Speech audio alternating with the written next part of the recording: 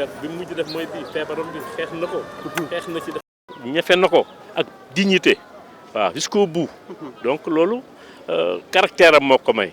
def na ko perdre na combat bi dernier combat moom la perte li kenn mu ci dara amul combat dee amul kenn ku ciy jaas donc ñaan na ko yàlla yërëm ñaan na ko yàlla xare ajana yan na ko yàlla teeru ci àddina yi gën a kawe firdawsi di ko jaale mbokk yëpp di ko jaale Sénégal di ko jaay mouvement syndical sénégalais di ko jaale famille am ay soxnaam ay doomam di ko jaal ay mbokkam yëpp di ko jaale une famille syndicale l'UNSAS n'est-ce pas donc loolu la ñu am di ko wax yan na ko yàlla teeru ci àddina yi gën a kawe il a rempli sa mission jusqu'au bout jërëjëf. sant yàlla bu wér moo tax famille bi sa fille et son fils que j'ai rencontré hier à l'aéroport dañ leen di masaw rek mais sant leen yàlla sant leen yàlla. ñi la taxawal nga gis ne kenn desul secteur yëpp segment wu république yëpp a ngi fi kon nag ñun suñu xel dal na waaw ñu am yaakaar fu mu jëm yàlla dina ko teeru mu xippi aljana yàlla yégal ko aljana yi gën a kawe si àdduna firdawsi yàlla jégal koy bàkkaram yàlla barkeel njaboot bi mu fi bàyyi xamoon ne daal ñun am nañ ñàkk nañu ñun patronat bi le monde syndicat ak képp koo xam ne rek seq nga moom rek xam nga ne tey ñàkk nga di sant yàlla bu baax di leen sant yéen tamit di leen ko jaale jërëjëf merci beaucoup. Je me présente d'abord. Moi, c'est M. Oumar Seck, honorable député Oumar Seck. Mais je me présente et je m'exprime surtout en tant qu'ancien de la Sénélec. Mademba, on a fait la Sénélec en 78, de 78 à 98, pendant qu'on était très jeunes. Et le Sutelec qui l'a fait naître est né devant moi. Je n'ai jamais été dans son camp. C'est pourquoi j'ai voulu faire un témoignage sur lui. Je n'étais pas son militant, je n'étais pas dans son syndicat. J'étais même souvent opposé à lui. Mais je peux témoigner que c'était un grand homme. C'est un grand homme.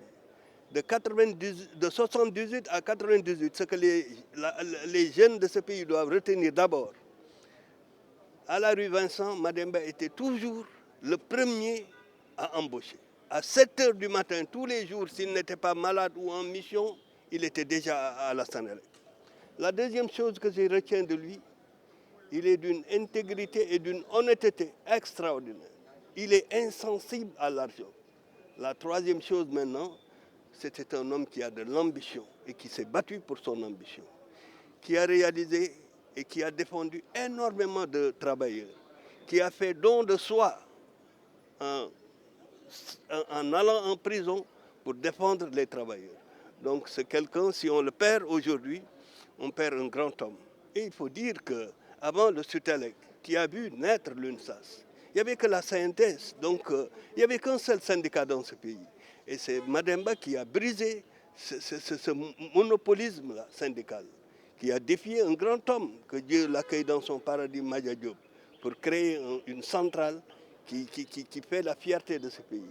Donc simplement pour dire qu'on a perdu un grand monsieur, le monde syndical a perdu un grand monsieur, mais la Sénélec et l'énergie a perdu également un grand monsieur. Voilà ce que je voulais dire comme témoignage. Merci bien. wolof man maa ngi tudd Oumar Seck ancien député nekkoon Sénélec 78 ba 98 door a génn université daje fa ak Mademba Sock ñu nekk ay xale yu ndaw masuma bokk ci syndicat am masuma nekk militant loolu tax ma bëgg a témoigner tey ndax syndicat am dama mas a def front à son syndicat mais mën naa leen a seedeel ni nit ku mat nit la ndax travailleur liñ ciy jëkk a seet mooy sa ponctualité, son assiduité, sa compétence. Pendant 20 ans, de 78 à 98, Mademba était toujours le premier à la Sénélec. À 7 heures du matin, il est toujours là-bas. Benen Bides, les gens sont devenus, et surtout les jeunes, trop sensibles à l'argent. Mademba, il est mort intègre et honnête. Il a toujours été insensible à l'argent. Je l'ai rencontré il y a moins d'1 an. Il m'a raconté une histoire entre l'IPRES et la Caisse de sécurité sociale. Des gens sont venus lui proposer 600 millions de benn signature rek boo xamee ni sax c'était légal mu ne ma je l'ai refusé. Donc ku mel noonu modèle la war a doon Sénégal Et Sénégal également, surtout les syndicats, war nañu retenir ni avant que SOC de créer le SUTELEC, ba mu déboucher sur l'UNSAS, il n'y avait qu'un seul syndicat dans ce pays, muy la CNTS, avec feu Madia Diop, yàlla na ko yàlla yërëm te yéex. Ce monopolisme-là, SOC moo ko cassé ba tey ñu gis ay diversité de centrales. Donc ku mel noonu bu ko réew mi ñàkkee, en tout cas jeunes yi monde syndical bi war nañ ko def modèle, mais tous les travailleurs de ce pays war nañ ko mën a def modèle également, ndax travailleur moom bu assidu bu compétent wi bu honnête rek réew mi mën na jëm ci kanam. Et ce qui pose problème aujourd'hui dans ce pays, mooy les gens sont trop sensibles à l'argent, et SOC modèle la woon pour wane ni réew mi mën na dox nga am dignité, nga am li nga mérité, parce que ku amoon pour la nag la ci boppam, ku xamoon nu mu bëgg, ku amoon ambition, xeex également pour atteindre légalement ses ambitions. Voilà ce que je voulais dire. Merci beaucoup. Merci. Nekk quand même secrétaire général à l'époque bu hôpital de Saint-Louis. Bu hôpital de Saint-Louis maa fa nekkoon, et de là madame benn nit la woon. ñu en tout cas ñun waa santé am nañu loo xam ne moo ñu ko xeexal. Jamono jooju grève bi dafa metti woon lool tout était bloqué. Madame ba ñëw Saint-Louis, ñun on avait la primeur, mën nañu tey jii je vais mettre tout le Sénégal dans le noir. Ci la Abdou Diouf wàcc ci avion dëkk bi ñëpp kenn du ko fàttali bés boobu. Ci la ëllëg sa ci la ñuy Jean Collin o pour ay négociations. Képp koo xam ne santé nga bokk am na indemnité boo xam ne ñu tuddee ko indemnité de suggestion, c'est grâce à madame SOC ak SUTELEC moo tax ñu am ko. Et cela lui a valu la prison. Xadiwul demul parce que tey jii mois de juin lu tax mu nekk une date historique pour nous, parce que mu ngi rejoindre son ami, son camarade Bakhaw Seck. Bakhaw aussi mois de juin la dem, le 22 juin la dem. Madame Seck mois de juin lay dem, donc mu ngi dem rejoindre son ami Bakhaw Seck. Suñu taxawaay nag dëgg-dëgg bànneex la ci ñun, parce que des fois dañuy naxar, mais des fois lu tax parce que mbooloo mu fi taxaw tey jëpp wane na lu mu liggéey. Donc yal na ko yàlla ubbil bunti àjjana yi, fekki waat xaritam boobu muy Bakhaw Seck. Xam naa ne Bakhaw mu ngi koy teertu parce que bëgguñu woon dara. Ñooñu c'était le vrai syndicalisme, dégg nga de parce que jàng nañu lu bare ci moom, humilité jàng nañu ko ci moom, bëggu woon dara. Toute sa lutte c'était seulement pour le mouvement syndical. Donc ñun SUTSAS à l'époque ak SUTELEC ak ñeneen ñoo bindoon ñoo créé woon UNSAS. Loolu laa amoon comme témoignage boo xam ne xel ci madame ba di rappeler aussi lu Birago Diop waxoon, les morts ne sont pas morts. Tey jii wane na ko mu mel ni madame ci ñu la nekkoon tey jii yal na ko suñu borom ak le prophète Mahomet téye ko yóbbu ko suñu borom, et que la terre fii moom kenn dëkku fi, fii kenn dëkku fi, parce que gisoo benn mala buy xool ci kaw. Mala yëpp ci xool la ñu suuf, ñun rek la yàlla may ñuy xool ci suuf xool ci kaw. Fii dëkkuñ fi, suñu vraiment fële la. Donc maa ngi di remercier vraiment ci au moins li ngeen jël dama ko seetlu woon ñibbi du ma am jàmm, parce que on a vécu de beaucoup de choses man ak moom. Merci. Merci doyen. Merci beaucoup. C'est à la levée de corps et par la suite il va être conduit à sa dernière demeure. Je pense que, comme l'imam l'a dit, nous devons prier pour le repos de son âme, mais également témoigner sur l'homme. Pour tout dire, j'allais dire qu'il était multidimensionnel, syndicaliste dans l'âme, humaniste dans l'âme également. Il a fait un combat pour l'intérêt des travailleurs toute sa vie durant. Moi, je l'ai connu brièvement dans les années 93. 1993, je n'étais pas encore ministre en charge du travail. J'étais également travailleuse au niveau du service juridique de la SONES 2E, avant la privatisation donc. Et je l'ai connu par le biais de feu mon époux, M. Mamadou Alioune Ndiaye, paix à son âme, qui occupait les fonctions de directeur des ressources humaines de la Sénélec. Vous voyez tout de suite le lien. Lorsque la Sénélec était dans des eaux troubles, le DRH qu'il était conduisait les négociations et certainement c'est une bonne école pour moi, qui fut après ministre du Travail et aujourd'hui en charge du dialogue social. Pour tout dire, c'était un homme de dialogue qui était une synthèse. Il revendiquait certes, il revendiquait de façon rude, mais après il savait trouver le juste milieu dans l'intérêt du travailleur, tout en préservant les intérêts du gouvernement.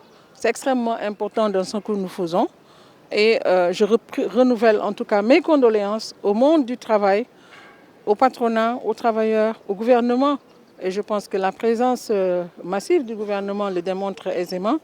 Et je présente les condoléances aux membres de l'institution que je préside, parce que le vice-président Diallo est le vice-président du Haut Conseil du dialogue social du groupe travailleur. Donc nous sommes tous affectés par sa disparition. Mais j'ose croire que cette génération montante de syndicalistes saura tirer, en tout cas, les leçons de ce qu'il a laissé comme héritage syndical. Je vous remercie.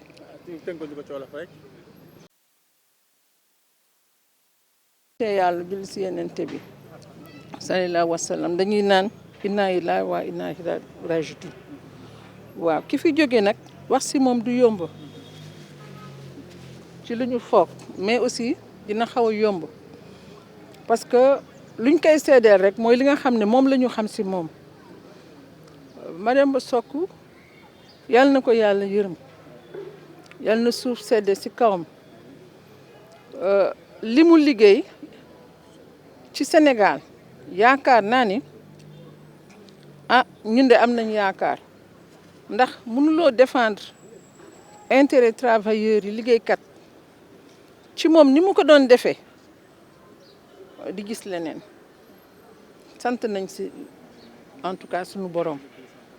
man nag bi ma koy xam yàgg na mën naa ne 1993 laa ko xam boobu nekkuma ministre en charge du travail ma boole ci nekk ministre du travail am ay jotaay yu am solo ak moom kon bu ma xoolee mën naa ne bokk na ci ñoo xam ne sax dañu renforcer man sama capacité ci négociation parce que ñu mel ni expérience bi nga xam ne moom la ñu wone toute leur vie durant booy liggéey ak ñoom boo ci jàngul defe naa ne doo nit donc ma koy rendre hommage boobu di ñaan yàlla li nga xam ne moom la fi bàyyi ñi nga xam ne ñoo yëngatu ci syndicat yi surtout xale yi ñu jàngat ci li nga xam ne Mademba Sock loolu la fi bàyyi ndax am na ñu mu tette Pape Birama Diallo nga xam ne moo fi jël kàddu man mooy sama vice-présidence au conseil du dialogue social donc loolu laa ñaan yàlla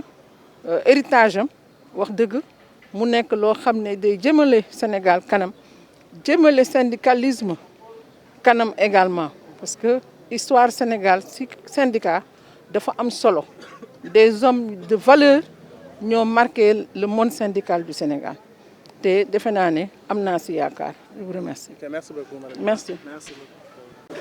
Voilà, je voudrais